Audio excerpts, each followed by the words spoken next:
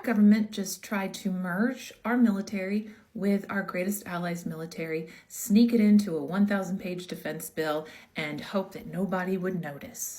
I read it, I analyzed it, and I want to tell you what it is, what it isn't, and what we can do.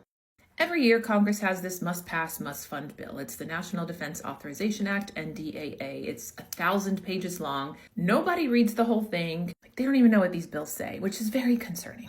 What they did was sneak into it in Section 224 with a fancy name, the United States Israel Defense Cooperation Initiative.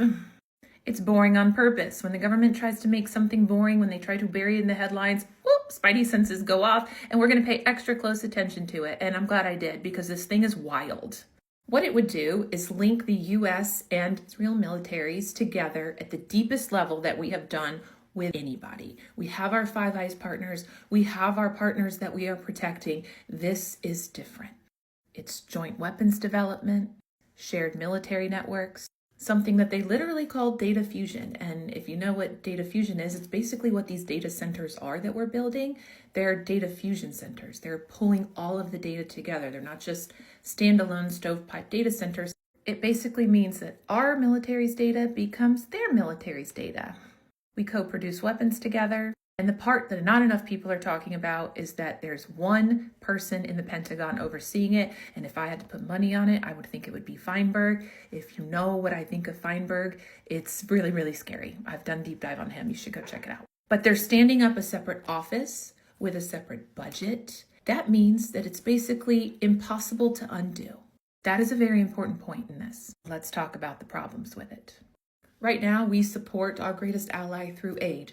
Hundreds, billions of dollars of aid. And we can see it. We can see who votes on it. We can see how much they send. Congress does it. And it is out in the open for us to see, make decisions on, vote people out over.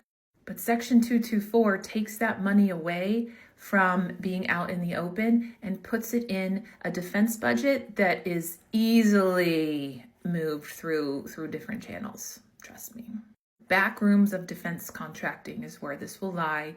And that, to me, as a money person, says the most of what they're trying to do. Interestingly, Americans are saying no more IPAC, no more sending money to them. And so they're like, oh, well, let's just stand up in office and call it this. Do they think we're that stupid? There would be almost no public oversight, and the DoD can't even pass an audit.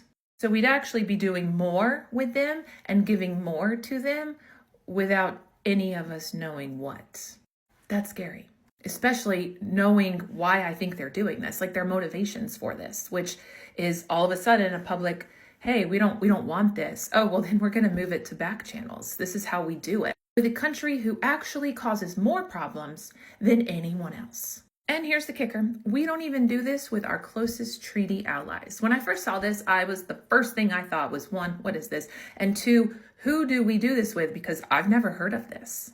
And I've spent 20 years in the intel community and for the DoD, unheard of. And so I was like, well, let me check. Maybe we do it somewhere.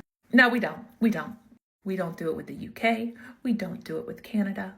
We don't do it with the countries that we are legally bound to defend. But we want to do it with this one? Red flags. We have no formal defense treaty with our greatest ally. This right here, the financial part, the oversight part, the moving of the money part to these dark back channels, and the fact that the two congressmen who brought this forward, which I'll have to get to in a different one, are all funded by defense contractors and a IPAC. This isn't a small detail in all of this. So let's talk about the ugly, because that wasn't ugly enough. That was just the bad. Two main things jumped out at me that are like, oof.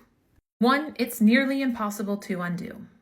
An aid package expires, you can let it lapse, you can renegotiate it, it runs out, we can say no. Once you've merged networks and data and weapon systems, you can't just say, no, I don't want to do that anymore. That's infiltration. It's baked into the system permanently. The other one is that this is moving forward right now. This is moving right now. While we are in the Situation Room negotiating this war, and our greatest ally is over here out of Lebanon wanting to take 70% of Gaza, we will be merging with them. No, this is so scary. We know you're up to something nefarious when you're hiding it, when you're burying it in the headlines, when it's happening at the same time as Pam Bondi being on the AI board, as our weapons-grade plutonium going to 5 private companies, as Peter Thiel moving his family to Argentina, as being in the middle of a war that we can't afford, caused by our greatest ally, and now this. They're hiding it because permanently fusing our military with our greatest allies' military, especially with the state of the United States and Americans against what they're doing, against our greatest ally, well, putting that up for a vote, they know how we'd vote.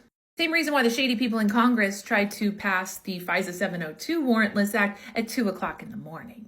If Americans don't want it, well, we're just not going to tell them about it. And this was their strategy because they don't think we're paying attention. And I don't think they realize the distrust that exists in America right now. Oh, we're paying attention, baby. This is treason, if you ask me. It is about, should the most permanent military entanglement in history exist? Should the greatest power, the United States, merge with anybody? No, absolutely not. We have had allies who have become our enemies. We don't have good pickers. It's just like regime changes. We're about to get in bed with a real toxic mofo. What do we have, Stockholm Syndrome? So here's what we can do. It's not law yet, so call your congressman. I know you say it doesn't do anything, but call them and make sure they know this is BS and you don't want it. All of them are up for re-election, so we have to at least try. Call them. It takes 60 seconds. Stay tuned.